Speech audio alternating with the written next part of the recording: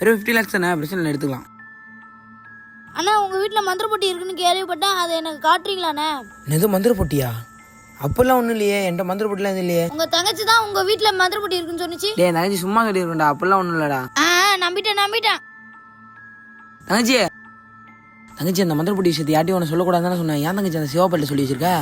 நீ என்னை பத்தி தான் உனக்கு தெரியல, நான் தான் ஒரு வளர வாயிட்டேன், அது தெரியாம சொல்லிட்டேன். என்ன தங்கச்சி இப்படி அசால்ட்டாக பேசுற? சரி இதுக்கப்புறம் அதை பற்றி யார்ட்டையும் பேசாத. ஒரு நாள் அந்த மந்திர பொட்டி ஏதாச்சும் பிரச்சனை வந்துச்சு, அவ்வளோதான் சொல்லிட்டேன். யார்ட்டையும் சொல்ல மாட்டேன். சரி, என் ஃப்ரெண்டோட புக்கு காணா போயிட்டானே, உன் மந்திர பெட்டிக்குள்ள என்னோட புக்கை போட்டு இன்னொரு புக்கு வர வச்சு தெரியானே? சொல்லாமல் இருந்தால் சரி, சரிவா உனக்கு இன்னொரு புக்கை வர வச்சு தரேன். என்னன்னா இங்க தானே மந்திர பெட்டி இருந்துச்சுங்கண்ணே. எனக்கே தெரியல தங்கச்சி, இங்கே தான் தங்கச்சி வச்சேன், காண போயிட்டு தங்கச்சி. ஒரு வேளை இந்த சிவா தூக்கிட்டு போயிருப்பானோ? நான் அப்பயே சொன்ன தங்கச்சி, யார்ட்டையுமே சொல்லாத. நீ ஏன் தங்கச்சி அவன்கிட்டலாம் சொன்னேன்? சரிவா அவனை போய் பிடிப்போம். ஆமா தங்கச்சி. வண்டி நிப்பாட்றா. டே ஒழுங்கா உண்மையை சொல்லிடு, நீ தானே அந்த மந்திர பொட்டி எடுத்த?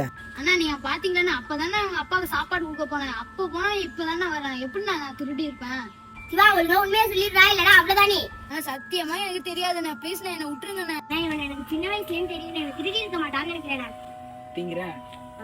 அந்த மந்திரப்பட்டி பற்றி அவனுக்கு தெரிஞ்சதால தான் அந்த மந்திரப்பட்டி காண போயிட்டு நினைக்கிறேன். எனக்கு அந்த மந்திரப்பட்டி கிடைக்கிற வரை நீ எங்களோட தேடி தான் ஆகணும். சரி ஓகேண்ணே. சரிவா போவோம்.